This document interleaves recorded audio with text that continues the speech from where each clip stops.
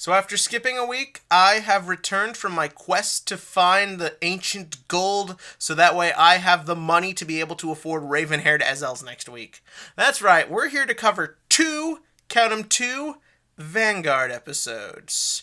Some good, some bad. Fortunately, a lot of good, and that's where we actually get to start. So last week's episode opened up with this scene that some people thought were a little goofy, that I actually liked a lot. And that is Ren and Tensu running like hell, just being like, fuck all this. I like that a lot. For starters, why did it take this long for someone to just run from the stupid zombies who try to play card games? Why? I think the only thing that would have made the scene more perfect if Ren picked up a rock, threw it at Suico, killed her, and was then like, okay, mission accomplished. We got him. That would have been perfect, but they didn't do that. Instead, Ren runs, and I think Ren running makes a lot of sense. For starters, he still doesn't entirely know if Asuka is okay. He still doesn't even really know what happened to Asuka. So he decides to prioritize, and yeah, his dialogue is, oh, they were such a pain. I'm choosing to read a little bit into it and choosing to believe he does not want to take the chance that there could still be anything wrong with Asuka, that they could try and do something to her while he's distracted card fighting, that he could potentially lose and they're just back to square one. I choose to believe he prioritized his friend first. And also, it definitely plays to his character. Ren is not the straightforward hero in the same way Aichi is. Ren is more of an anti-hero. He has more of a darker personality, even if he tries to hide it behind his playfulness. So I could totally see him valuing his one friend over potentially 100 victims. I could definitely see that happen, and I quite appreciated it. Then we get that weird little 10-second thing before the opening where they need to remind us what the plot is and remind you who Ibuki is, because let's be real here, no one's paying attention to the plot to this nonsense, and they gotta fill out 25 minutes of screen time.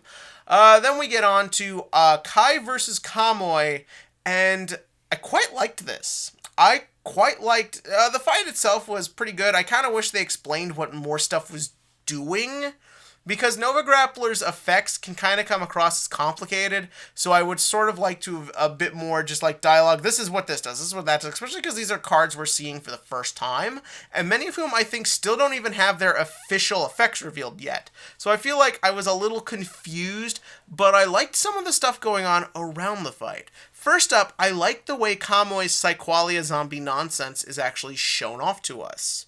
That idea, for like, when you look at him, he doesn't have the stupid symbol on his head. Instead, he's just kind of got, his eyes look a little bit different, his posture is different, he has more of an aggressive tone to his voice. These little things are actually kind of creepy. Just these little quirks, these little differences in how we should be behaving, these little things that just tell you something isn't right. I actually am the kind of person, I find more subtle stuff like that effective rather than the I am Lelouch v Britannia psychic power bullshit. Like, I quite prefer the more littler and simplistic ways of showing it off. So yeah, that was pretty exciting. Seeing the Great was pretty awesome. It was a lot of people have been looking forward to it since day one, and it's nice to see that the Beast Deities may actually help fix Nova Grappler's problems, as it's still considered the worst deck in Standard. So that was pretty cool. It was kind of stupid how then 5 seconds after the fight, Masaki's like, water to the head, you're fine, okay, deal with these other idiots in my card shop, I'm gonna read a book while you deal with these problems, I don't care, there's no threat here, there's nothing exciting about any of this. Oh god, look, some people will probably say that, considering it's a dumb plot anyways, they appreciate the show's not trying to do a lot with it, but I still gotta sit through it every week. So I would rather they try to fix it rather than just sort of joke around with their own mistakes. So yeah, then we move on to the next scene. Ibuki is taking on a bunch of Psyqualia zombies. He beats them. He's like, what is all this crap? I don't understand why he can't put two and two together, that there's a correlation between weird sci-fi crap that happened to me the other day and weird sci-fi crap happening to me right now. I guess Ibuki takes the short bus to school, whatever. Then we move on to Ibuki going to fight Suico. I do appreciate he puts two and two together pretty easily, and it's like, okay, you're involved, I'm taking you out now, suffer. That I appreciated. Also, something interesting happened. So they fight, and the first thing I liked about what happened when they fight was the animation was weird. Like, fun weird. Good weird. The kind of weird I like. But also, what was interesting to me was that, so Ibuki wins, naturally, goes off to do his next thing. Suiko's standing there with her eyes, like, dead to the world. I think it would be interesting if, so, follow me on this. This is actually kind of weird to think about, even for me.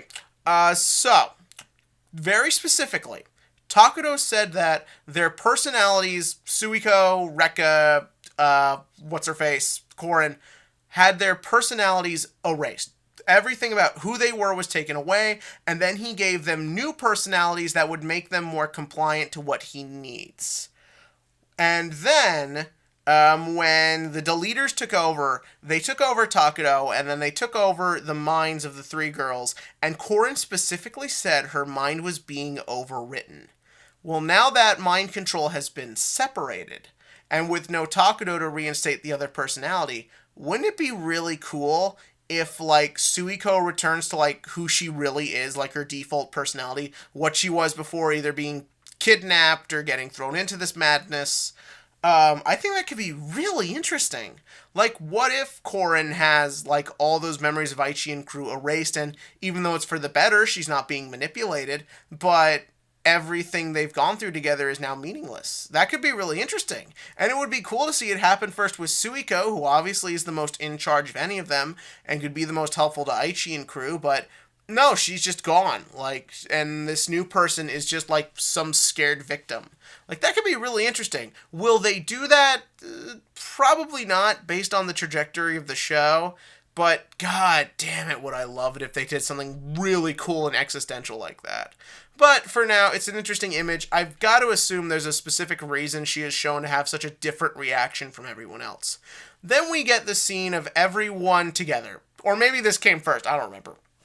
I loved this bit. First up, it continues things I love about this series. 1, the forward momentum. Everyone just immediately gets together and start coming up with a game plan, sharing information. Thing 2 I loved. I loved that they're just sharing information. They're getting everyone on track. Everyone knows what's going on. I think I might have included that with thing 1. I'm tired. But the other thing I really loved, I love that it all sort of goes off the way the characters bounce off each other. Their personalities. When Kai finds out or put pieces together that Ren used his psyqualia, he's immediately like, Ren, you use that? Like, he's scared. He's angry. He immediately lashes out at the very thought of it. And Ren's like, had to. Like, what are you gonna do?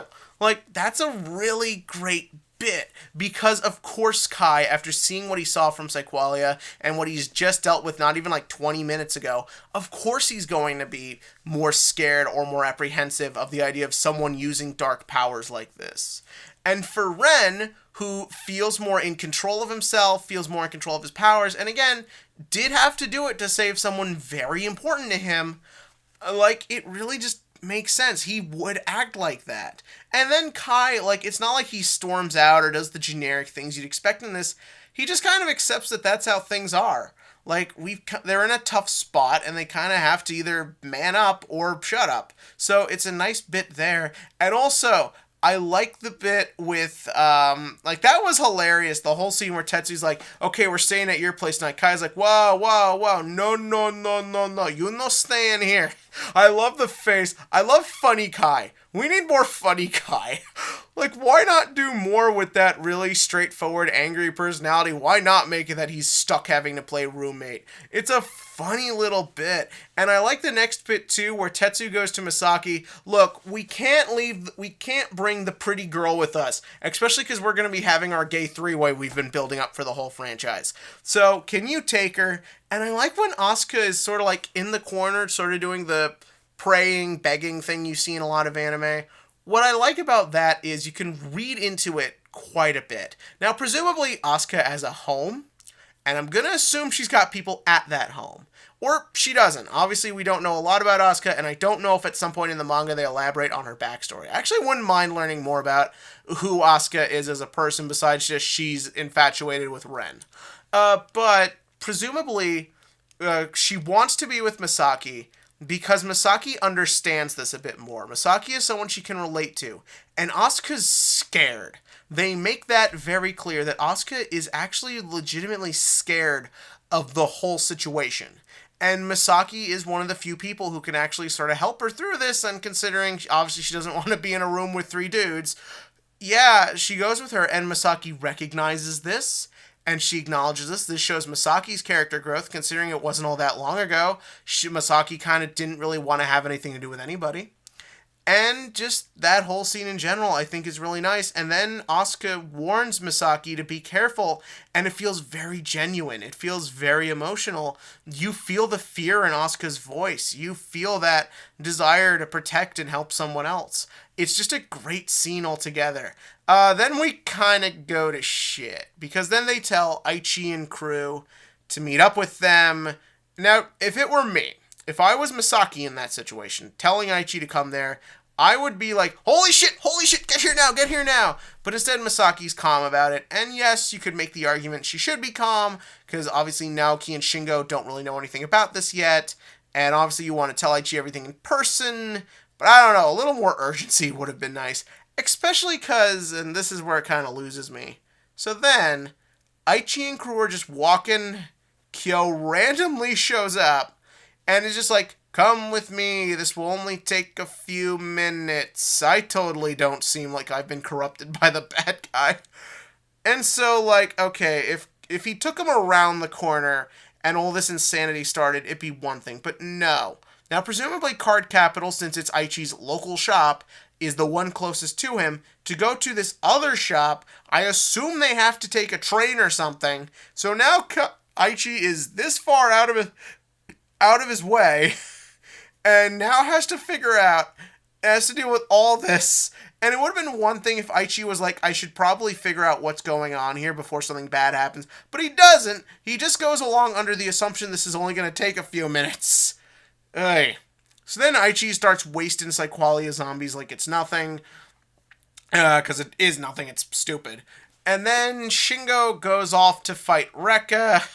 And Shingo's like, Rekka, will you please touch my penis? I mean, card fight me. So they have a fight, and I'm not gonna lie, it's kind of funny. I like that Rekka's voice actress is hamming it up in a really fun, entertaining way. Shingo, I assume, loses. I don't know why. Rekka's sort of creeping into the scene when Ibuki shows up made me burst out laughing. I don't know why. I liked it.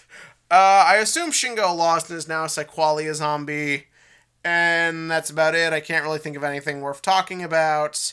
But yeah, no, I definitely get the impression watching these 2 episodes, anytime it's just the characters with each other, it's fine. It's interesting, it's entertaining, it's engaging. Anytime we're on this Psyqualia zombie crap, I don't care. Anytime we're about Takuto, I don't care. I only care about Ultra Rare in the sense that I really hope something fucked up happens with them, but the minute it turns out we're just going to be in generic land with everybody, I'm just not going to care about them either. So yeah, that's my general thoughts on these 2 episodes. Obviously we went on pretty long, so I'm just going to end it here with our Vanguard question of the week. Now, last night I was hanging out with some real actual serious Vanguard people. Like, I was with people who eat, sleep, and breathe critical triggers. So I was able to get some interesting insights about the new meta we'll be going into with the Miyagi set dropping next week. And the thing I was told was, with Miyagi, Standard loses sort of its straightforward linearness that actually was boring some people, and the new set actually brings it to more of a strategy-based Vanguard, more of a you have to understand the matchup Vanguard, not just understand your own win condition Vanguard. And I'm not gonna lie, I'm excited for that. I also don't know if this is 100% true, because these guys knew so much of what they were talking about, they could have told me Vanguard was actually about worshipping Satan and I would have gone along with it. But do you think that's true? And if so, do you like that that's the direction we're going in? Tell me that below. And as always, tell me about everything you thought about these 2 episodes. And as always, click to like, click to subscribe, and join me next week for Aichi versus, once again, Bully Mad with Power.